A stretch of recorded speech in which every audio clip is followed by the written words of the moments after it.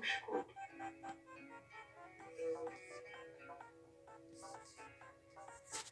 Oranın tutulmuş.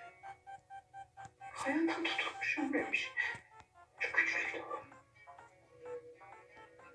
Hastanede hamile olduğunu öğrendi Azem. Hasan, zaten ben ülkesine gelene kadar olanı anlatmış. Beni kimin nasıl ittiğini söylemiş. Babam bağrına bastı beni. Korudu, sevdi. Ben de sevdim. Çok sevdim Cihan.